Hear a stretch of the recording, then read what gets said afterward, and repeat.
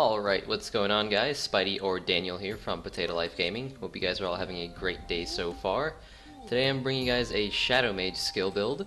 While this class is a bit on the less popular side, I do enjoy playing Shadow Mage a lot, and went ahead and slightly geared mine even though he is just an alt.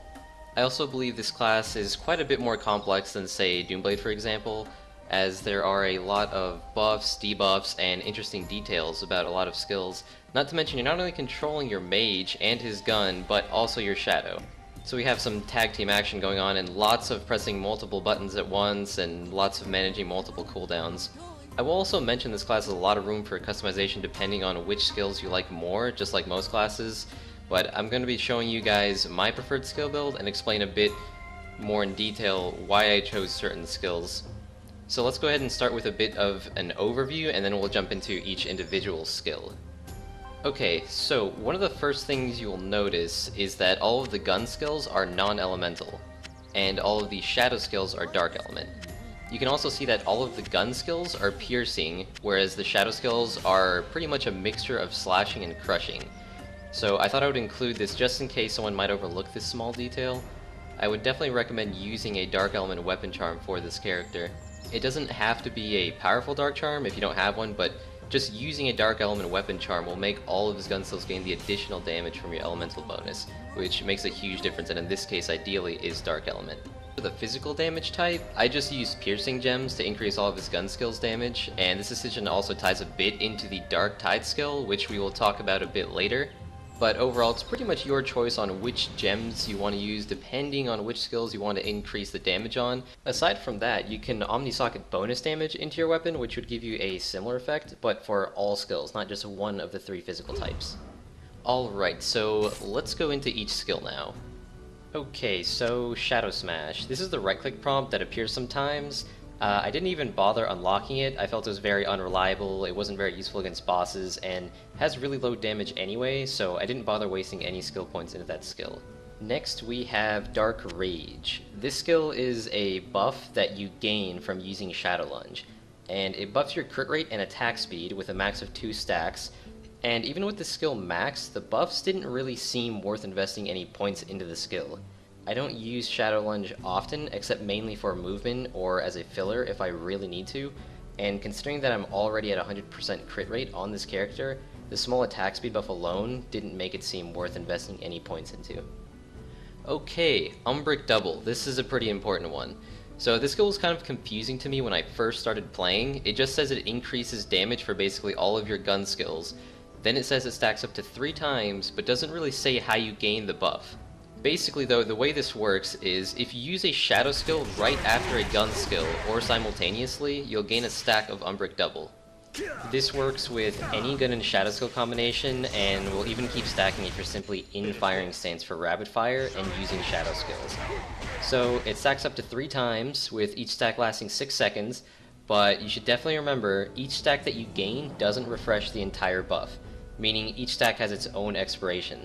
So you need to constantly be using gun and shadow skills to keep this buff going.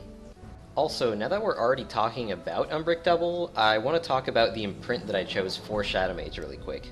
I'm using the Black of Night imprint set, and the 3 out of 3 set bonus says that Umbric Double grants an additional damage buff, with each stack giving 6% more damage to your gun skills, and lasting 15 seconds each, max of 10 stacks. Okay, now the craziest part about this imprint is that the imprint's buff is separate from the Umbric Double skill buff, meaning you now get 2 buffs from the same action. And while it's really hard to even reach max buffs on both Umbric Doubles, it has the potential to give you a max of 75% more damage to gun skills. And that's basically how Umbric Double works. So let's go ahead and move on to the next skill, Dark Tide. Okay, so upon casting this skill, not only do you get a short iframe from the initial cast, but you also gain something called Reaper status. While you have this effect on, any attack you do will lower the enemy's penetration resistance, meaning that all of your gun skills will do more damage the more stacks you have inflicted on the enemy. When the skill is maxed, the buff lasts for 10 seconds and stacks up to 10 times, meaning you can debuff the enemy's penetration resistance up to 15%. I also did a quick rough test to see the difference in damage for Gun Fu with the max lost souls debuff on the enemy versus no debuff, and the difference was pretty substantial, so I thought the skill was definitely worth maxing. Another thing to consider is that since you have Reaper status for 10 seconds, that means you can continuously debuff the enemy for those 10 seconds. So if you refresh all 10 Lost Soul stacks at the last second of your buff, the enemy will still have that 15% debuff for another 10 seconds. Okay, so that takes care of probably the few more complicated skills, so let's go ahead and jump into the rest of the skills now. Upshot. I went ahead and left this at level 1. It's very weak even when maxed, and it's mainly just a filler that can be used to gain more Umbric double stacks since it has a very low cooldown. Shadow Vortex. Very useful, powerful, low cooldown, great AoE for mobbing and damage to bosses while you spam your other skills. There's no way I wouldn't max this skill. It also has a nice effect, as you can see, called Planar Distortion, which has a 40% chance to proc during Shadow Vortex. And the debuff basically just reduces enemy movement speed by 25% in the last 10 seconds. So definitely would always max this skill. Hidden Strike. I originally left this skill at rank 1 and only used it to hold enemies, but for how low of a cooldown it has and how much I spam it and how good its awakening increases damage, as we'll talk about a bit later, I went ahead and fully maxed this skill. It's very useful as long as you can land it. Sometimes the enemy doesn't walk into the circle that's laid out and it's a bit of a waste, and you can't use a shadow for 3 seconds while the circle is down. But if they do walk into it, not only do you get the alternate reg attack using your guns, but you can spam other gun skills while Hidden Strike is dealing damage. Not to mention it has a good multiplier when it's maxed, and ends up doing quite a bit of damage on its own, especially with the awakenings. So, Shadow Lunge. This skill has its various uses, but I left it at rank 1 and only use it for mobility really. While it can do decent damage when maxed and fully awakened by charging the skill, I didn't think it was actually worth maxing, especially since I'm not realistically going to sit there and charge the attack mid-battle when I could be using other skills. Not to mention if you miss Shadow Lunge, you're probably going to end up across the map in most cases. Okay, we will come back to Shadow Fist in a second, and we will talk about Dark Talons next. So this skill is super useful, very powerful, only a 15-second cooldown, and honestly it looks really cool. So there's really no reason not to max this. The awakening for this skill is also really good. It's great for mobbing, good damage to bosses, so that's why I went ahead and maxed Dark Talons. Okay, Rapid Fire. This is a very cool skill because when you press the skill you go into this sort of firing stance, and then you have to spam the left click to shoot. But you can pretty much sit in the firing stance all day, so it gives you a bit more of control of when to shoot if you're waiting for an enemy iframe to end or that sort of thing. Now, you can use the auto attack feature for the skill and just hold down the left click, but I found you can shoot way faster by just spamming the left click. Another thing to keep in mind with this skill, if you use it, you can cancel the skill and leave the firing stance. All you need to do is either press dodge or the jump key, and you'll just completely cancel the skill. Overall though, it has good damage and can be used a lot since it has a low cooldown, so as long as you can set up to land all your shots, I'd say it's definitely worth maxing. Okay, now let's come back to Shadow Fist and talk about Shadow Surge. The reason I left these both at a bit of an awkward level was just because I don't really rely on either of them for huge damage, but I use them both equally. So I leveled both to the point where they have similar damage just because I don't really prefer one over the other.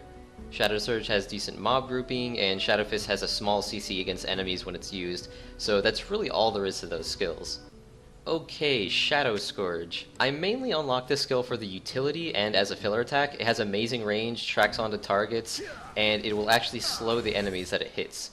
So while it doesn't have very much damage, I do like to use this for things like holding an enemy in place for me to make my approach so I don't miss any skills at the start of a combo. This skill also reminds me a lot about Wolf Guardian's electric knife skills, which if you don't know what I'm talking about, it's the one where she basically throws a ton of Pokemon cards at the enemy. Just like the Shadow Mage skill, it also has great tracking and slows the enemy, which helps a lot in starting combos. But anyway, back to Shadow Scourge. Once again, it has weak damage, but great utility, so I went ahead and just left it at level 1. Next up we have Shadow Bolt. Now, there are two parts to this skill. The initial Shadow Bolt attack, which gives you Shadow Jump status, and the Shadow Leap, which basically teleports you to the enemy from anywhere while using your guns for damage.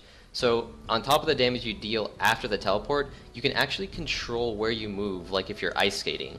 This can be very useful for getting behind enemies, and on top of that, you gain iframes after teleporting until your mage is done spinning and shooting. So this skill is super useful, great damage, great utility, only 12-second cooldown, and it gives iframes, so I thought this skill was definitely a must to max. Next we have Wraith Strike, probably one of the most OP CCs. Each rank you put into the skill actually increases duration of the stun by half a second, and at max rank totaling up to 8 seconds. So that's a huge CC, not to mention you can actually inflict damage on either the shadow or the actual body of the enemy. Sadly though, it has a fairly long cooldown, and its damage isn't exactly amazing, but if the cooldown was shorter, it probably wouldn't be very fair to have that OP of a CC that often, especially considering you can use it in rotation with all of the other holds and CC Shadow Mage has.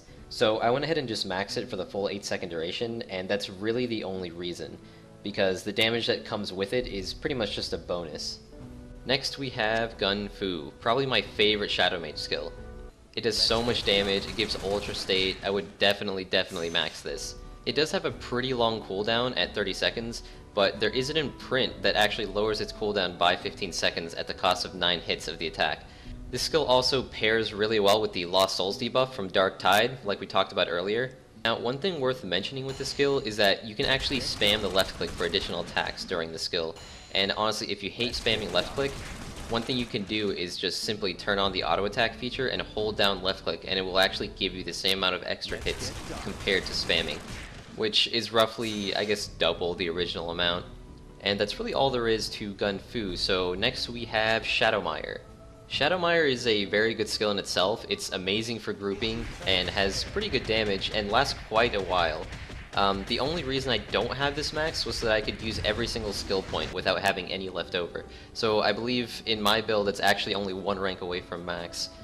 And then I went through and balanced out Shadow Fist and Shadow Surge. So aside from the amazing sucky this skill provides, the Black of Night imprint set, the 2 out of 3 bonus, actually gives anyone in your party iframes while standing inside of the Shadowmire, which honestly is just so OP and amazing. You can literally just throw the skill down and have your entire team run in, and not only will it suck all the enemies towards you, but no one in your party even has to worry about getting hit, so they can literally just spam all their DPS.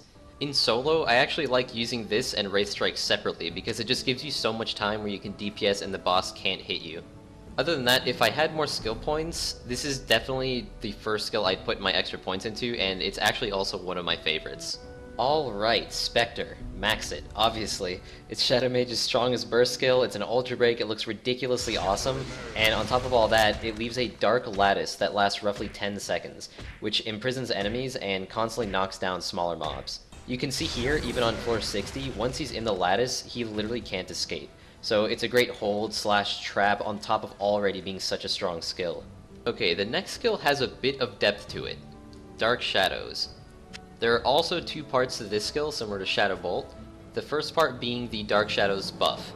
So I'd like to mention first, with the Black of Night imprint set, the 1 out of 3 set effect makes it so that the Dark Shadows buff has a fixed 1000 attack power buff.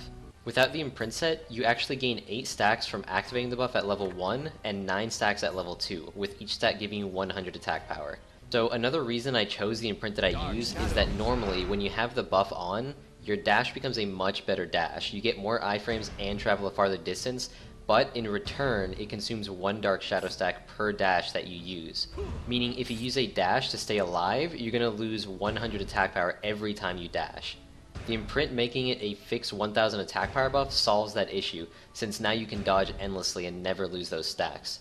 So the second part of this skill is the Shadow Vortex. Basically you become a giant drill bit and go into the ground. After I got the imprint for the fixed buff though, I didn't bother maxing this skill, just because the damage isn't great and I don't use it very often at all, mainly only when the buff is about to run out every 50 seconds. Another thing about this skill is, when casting both parts of this skill, not only do you get iframes for the buff and during the drill, but casting any part of the skill next to an enemy will actually slow them. As you can see here, similar to the Shadow Scourge, it will slow the enemy. So that's pretty much why I don't use this skill often, but sometimes the stacks have to be sacrificed for the iframes that the drill offers, because keeping your stacks is pretty much useless and not worth it if you end up dead. Okay, last we have Doppelganger. Obviously it's Shadow Mage's ult, so it's usually unlocked anyway. Basically you summon a Shadow Doppelganger that lasts quote-unquote 20 seconds, and by 20 seconds I mean 17 seconds, because the animation itself takes up 3 seconds of your time. Anyway, the Shadow Clone will basically copy any gun skill you use, and will keep attacking as long as you keep attacking. So I'm not sure if anyone does this, but whatever gun skill you use, the Shadow Clone will copy. And if you keep attacking after that, and use only Shadow skills, he has no choice but to repeat the initial gun attack you made him copy. Meaning you can make him spam Gunfu or any other skill of your choosing endlessly until he disappears, just by spamming Shadow skills, and not using a different gun skill. So aside from that, as he attacks, when he successfully lands 50 hits, you can see a small visual cue as well as an audible cue. He actually goes into something called Rage Mode. This increases his attack to 200%, and he casts a debuff on nearby enemies, which slows them, as you can see here. And if he can actually stay in Rage Mode and continue attacking, he'll eventually go into something called Fury Mode. As you can see by another audible and visual cue, he starts shooting red bullets, and his attack power increases to 600%. So as long as you keep attacking, he will continue, but if you stop for more than 3 seconds, his Rage Mode will end. This skill overall is pretty nice and helps offer quite a bit more damage as you combo since he attacks on his own, not to mention the skill gives you a lot of iframes during the animation. I just wish the Shadow Clone lasted just a bit longer. If you've made it this far, it's time to look at Awakenings. For starters, I went ahead and maxed Shadow Vortex, 30% more attack power and increases your range up to 30% at max level. The skill is spammed once it's off cooldown all the time, and its range is very useful as well, so there's really no way I'd ever leave the skill unranked.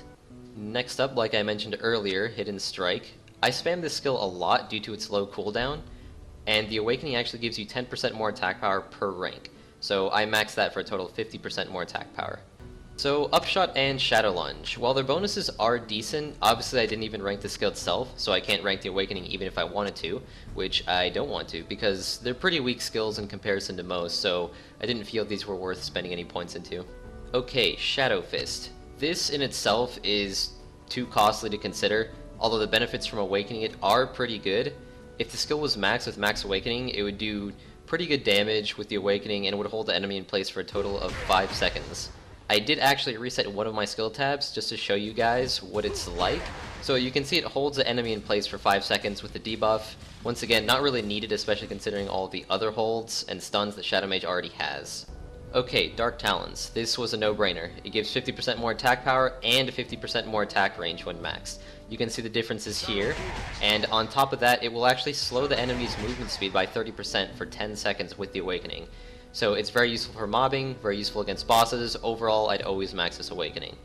Okay, Shadow Surge. This did not seem worth the points. While you do get more attack range, each level only increases the damage by 2% and adds hold duration similar to Shadow Fist Awakening, which once again, while it could be useful, it really is not needed, and the points could be better spent elsewhere. Alright, Shadow Scourge. I didn't even consider Awakening Shadow Scourge because it has very low damage anyway, and the skill itself I didn't think was worth maxing, so we will move on from that. Next up is Shadow Bolt, which I went ahead and fully awakened. All this does is basically just add 30% more damage at max rank, but since I spammed this skill so much, and with only a 12-second cooldown, good damage, and the iframes that it gives, just everything that it brings with it, I felt this was definitely worth the investment since it's just such a great skill. Wraith Strike. While it does increase the damage by 50% per level, it maxes at level 2, giving you 100% more damage. And sure, it's a good awakening, but seeing as how Wraith Strike has such a long cooldown, I decided not to awaken it since it's mainly just used for the stun, and I actually put those 2 points into Rapid Fire. Now, Rapid Fire. With each awakening, it gains 1 additional attack with a max of 4 awakening points that can be invested. I really like this skill, and I use it a ton. It has a very low cooldown with decent damage, and I feel like I end up running out of gun skills too early if I don't awaken it.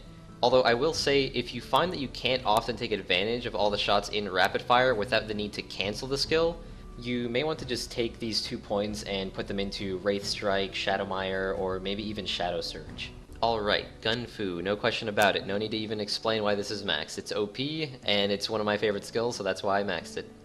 So Darktide seems pretty interesting to play with, but didn't seem worth the points to invest into it.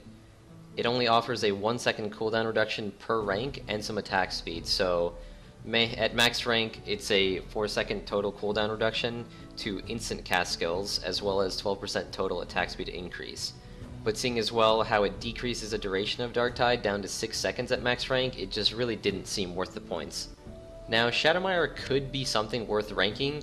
It's very costly, at 2 points per rank, but each skill rank increases the attack power by 10% as well as increasing the pull speed and range. Obviously the pull speed and range brings in the mobs way faster than normal, and I'll go ahead and show the differences between no awakening and fully awakened now. As you can see, it's actually insane how far and how fast you can pull enemies in when it's fully awakened.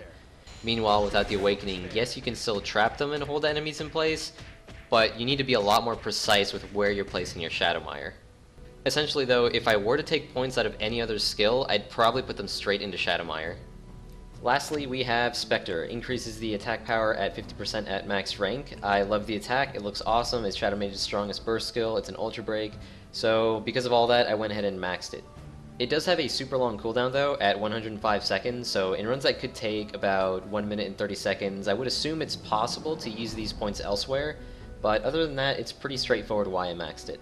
And that's pretty much all I wanted to cover today. If I do happen to get lucky enough to get all 9 imprints for Shadow Mage, definitely keep your eyes peeled for another imprint showcase video, since that's something I definitely want to do. Other than that, aside from whatever else you guys want to say in the comments, this time I'm going to ask you guys for some outfit recommendations for my Shadow Mage, because I really don't know how I want to dress this guy. While the Fractured Memories outfit is pretty nice, I've just gotten so tired of it because I've been wearing it for so long, and it's so common, and it just looks kind of dull to me at this point. Do let me know down below if you guys have any ideas. Don't be afraid to make a really long comment if you think that different pieces from different outfits would look good together on this guy. And other than that, thanks so much for watching guys, and I will see you in the next one. Goodbye!